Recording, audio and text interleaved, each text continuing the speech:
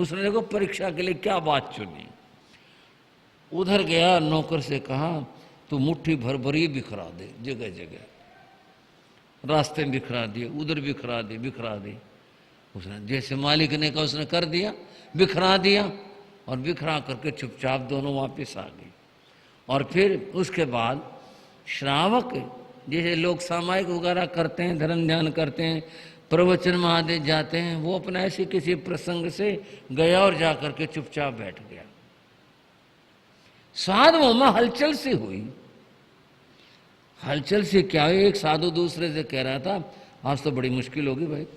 बोले क्या बात होगी? बोले उधर लघु जाने की जो जगह है वहां बहुत चींटियां निकल आई। वो जो कोयले बिखराए थे ना बारीक बारीक से, तो वो कहता है एक साधु वहाँ बहुत चींटियां निकला, जाने की जगह नहीं रही और फिर उधर दूसरे तो जाना पड़ा। ऐसा हुआ, जो भी गया वही लौट आया।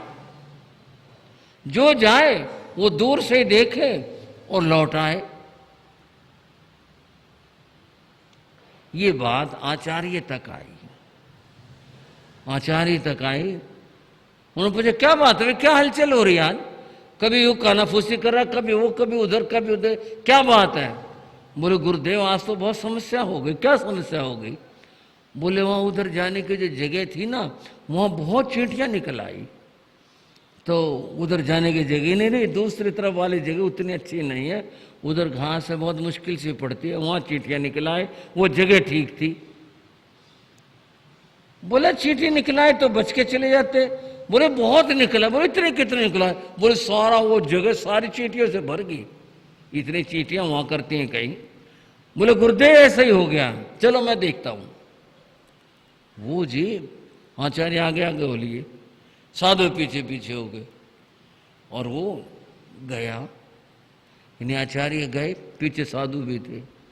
जहां से वो कोयले शुरू होते थे ना उसने कुछ गौर नहीं करी, उनको रगड़ता हुआ आगे तक पहुंच गया और चेले पीछे खड़े, गुरुजी चींटियां। बोले देख तो रहा हूं। और आगे से जहां ज्यादा से थे ना वहां पांव मारा जोर से देखने के लिए क्या है।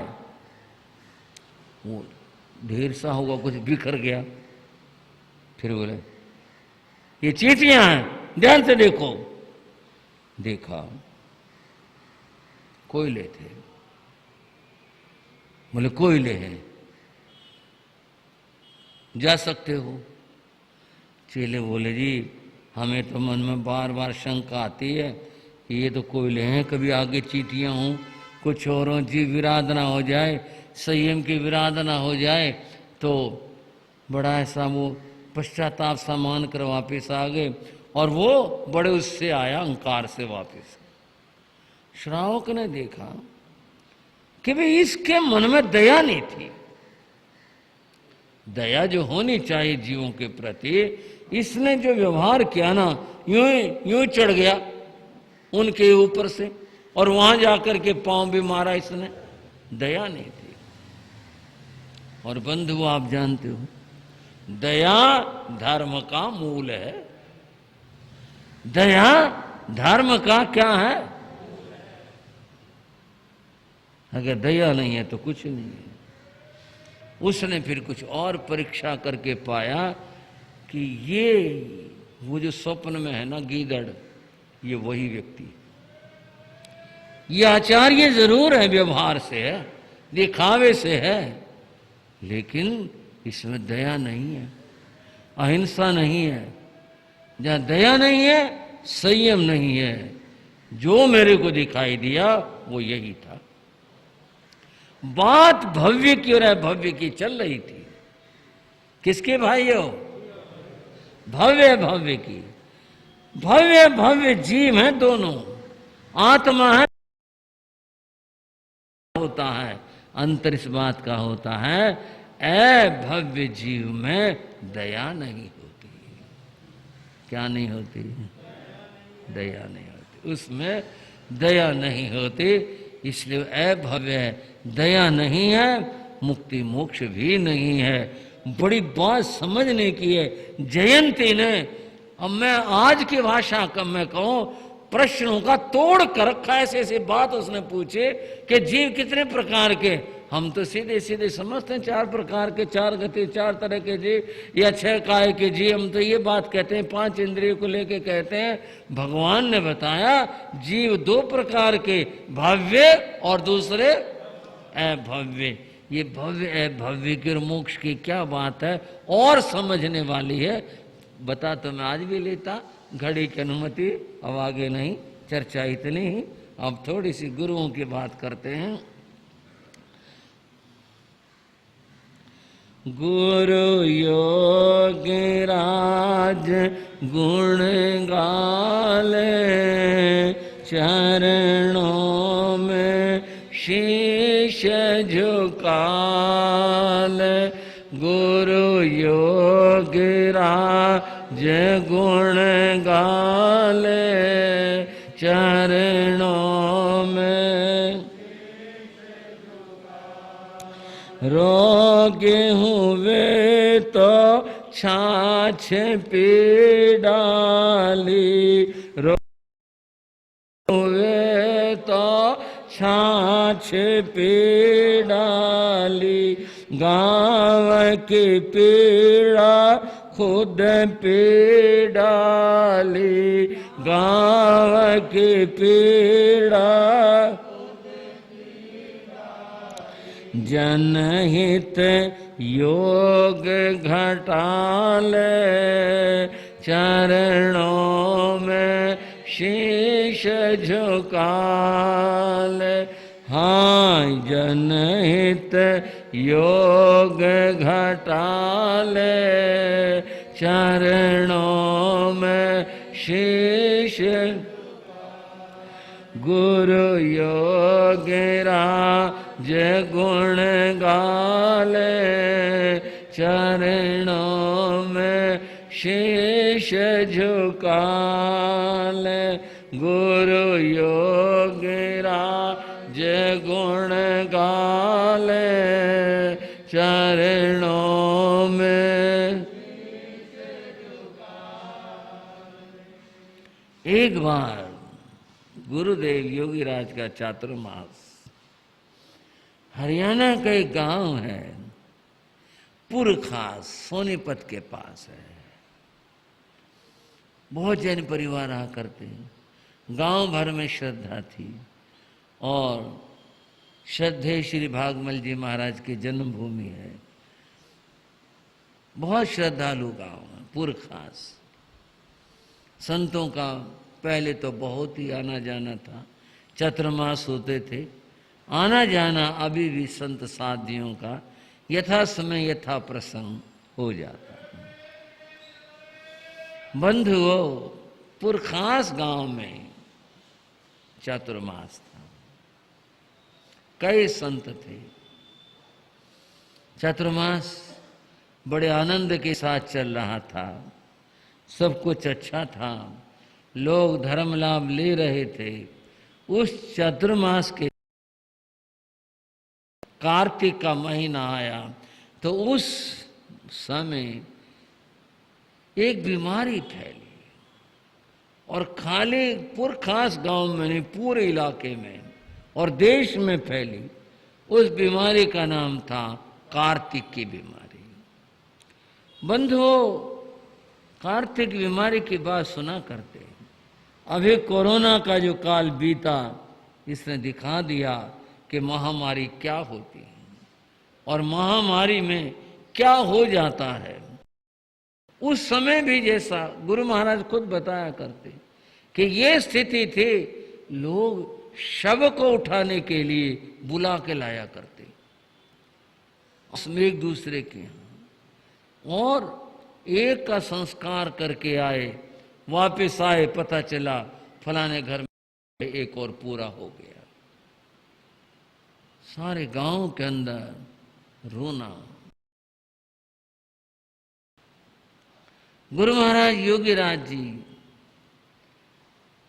उन्होंने स्थिति देखी, अब संत क्या करें। वे हर रोज सुबह दिन निकलते ही जो बीमार होता वे उसी घर जाते। बहुत लोग थे, सबके जा कर के आते, ऐसा भी नहीं जैनियों के, सबके जाके आते, मंगल पाठ सुना के आते, धैर्य दे कर के आते, परमात्मा का नाम लेने की प्रेरणा देकर आते। लोग बहुत भला मानते कि गुरु आए, संत आए, बहुत अच्छा मानते। इस तरह है उनका हर रोज का ये क्रम बन गया। एक दिन समाज के, बिरादरी के 5-10 आए, आकर बोले, महाराज एक प्रार्थना है कि जी आप घरों में मंगली सुनाने जाते हो, आप मत जाया करो। क्यों भाई, ये क्या बात कही? मंगली की तो लोग कहते जी हमारे सुना क्या, उसके सुना क्या, हो बड़ी अच्छी बात, और ये तुम क्या कह रहे हो? बोले जी ये जो बीमारी है ये छूत की बीमारी है। घर में जिनकी बीमार है ना, वो भी बच कर के रहते हैं मरीज से, और जितना हो सकता है दूर रहते हैं। आप जाते हो, मरीज आपके पांव को मत्था टेकता है, हाथ लगाता है, आप भी कृपा करते हो, ये बहुत खतरनाक है। छूत की बीमारी है, कुछ हो गया बहुत मुश्किल हो जाएगी, कृपा करो, यहीं से आशीर्वाद दे लो और आप घरों में मत जाया करो। गुरु महाराज ने कहा, भाई बात यह है, मेरे से तो रहा नहीं जाता, दुखी को देख करके, रोगी को देख करके, मैं और तो कुछ कर नहीं सकता, यही कर सकता हूं। रही बात बीमारी की और छूत की, भाई ये तो अपने कर्म, ऐसा ही है तो भाई जंगल में जाके बैठ जाओ, वहां क्या रोग नहीं आएंगे? ये तो कर्म की बात है। मैं तो नहीं मानता भाई, मेरा तो मन मानता नहीं, मैं तो अवश्य जाऊंगा। लोगों ने फिर कहा महाराज समझ लो। बोले समझ लिया। बोले मैं दुखी को नहीं देख सकता। भाई चले आए, गुरुदेव योगीराज जाते रहे। एक बात और जो आंतरिक है, वो ध्यान करते थे, जप करते थे। उसके बाद उनकी क्या प्रार्थना होती थी, हे परमात्मा ये सब लोग ठीक हो जाएं, चाहे ये शास्त्र की बात नहीं, भावना की बात है, इनकी जगह मैं बीमार हो जाऊं पर ये ठीक हो जाए। ये बेचारे घर घर रोना मुझसे देखा नहीं जाता। वो जाते रहे। एक दिन मंगली सुना करके आए, स्थानक पहुंचे। उस बीमारी के कुछ लक्षण थे। लक्षण ये थे कि पहले सर्दी चढ़ती थी, आदमी कांप जाता था, फिर उसके बाद उसको तेज बुखार चढ़ता था, बहुत तेज बुखार चढ़ता था, और फिर बाकी और उसमें जो भी कुछ होता था। योगीराज जी स्थानक आए, उनको लगा जैसे पांव कमजोर से पड़ गए, कांपने से लगे, थोड़े देर सारे शरीर में कंपन आ गई। वो बैठे भी, क्या बात होगी। और फिर जो बुखार चढ़ा, संत थे उनमें श्री अमीलाल जी महाराज थे और थे। बोले भाई राम जी, वो बड़े थे, ये तो गलत हो गया, ये तो लगता कार्तिक की बीमारी आ गई। बोले कुछ नहीं महाराज, जो आगे आगे कोई बात नहीं। बोले भाई ठीक कह रहे थे भाई, तेरे को घरों में ना जाया कर। बोले ना जी मेरे कोई पश्चाताप नहीं, मैं तो अपना काम करके आया। अपने बीमारी यहाँ रहते क्या नहीं आती? अगर अपने कर्म की है तो कोई बात नहीं। तेज बुखार हो गया। बुखार में यही होता है, कपड़ा और ओढ़ दो, सर्दी लगी, अपने कपड़े ओढ़ लिए और संतों ने अपने कपड़े दे दिए, लेट गई। श्री अमीलाल जी महाराज, जरा घरों में जाकर के आऊं, कहीं से दूध का योग मिल जाए। तो मैं देख के आता हूं। एक मोहल्ले में गए, कहीं नहीं बात बनी। स्थिति ऐसी थी, घरों की युग नहीं बना। एक घर में किसी ने कहा महाराज छाछ है, दूध आज का है, कच्चा चाहिए तो ले जाओ, बाकी गर्म नहीं हो सका। बोले भाई कच्चे का तो क्या करेंगे, छाछ दे दो, और किसी संत के जैसा मौका होगा संतों का काम ले लेंगे। छाछ ले आए, ला करके ढक करके रख दी। बोले राम जी मौका लगाने दूसरे मोहल्ले में जा रहा हूं, रख कर चले गए। योगी राज जी को कुछ देर के बाद प्यास लगी, बहुत तेज प्यास लगी। वो उठे, उठकर पानी जहां रखा रहता था संतों का सामान, वहां देखा पानी नहीं था, आया नहीं था या दूसरी जगह रखा गया कहीं। इसके नीचे क्या देखा, छाछ थी। प्यास लग रही थी। गुरु महाराज का जीवन थोड़ा मस्ती भरा हुआ था। बोले वह मरे जिए देखेंगे, प्यास से भी क्यों मरे, चलो छाछ ही पीते। बुखार, तेज बुखार, बुखार का और छाछ का कोई मेल है? वो तो यूं कहते हैं छाछ पी ले तो और बिगाड़ हो जाए। उन्होंने लिया और छाछ पी ली, पूरी पात्री पी ली। बताया करते हो खुद, बोले मैं प्यास लग रही थी, छाछ पी ली। पी करके मैं अपने आसन पर आया, कपड़े ओढ़े। थोड़ी सी देर बाद पता नहीं क्या हुआ, गर्मी सी लगी, कपड़ा हटाया और जो पसीना आया, जो पसीना आया, सारे कपड़े गीले हो, इतना पसीना आया। बुखार बुखार गया कहीं का कहीं। अमीलाल जी महाराज आए, बोले भाई दूध का योग मिल गया, ले लो। गुरु महाराज बोले उनको, महाराज रखो, पहले कपड़े बदलवाओ। बोले क्या बात हुई? बोले बहुत पसीना आया, देखा सारे कपड़े भीग रहे होंगे। कपड़े बदलवाए, बुखार उतर गया, बिल्कुल ठीक हो गया।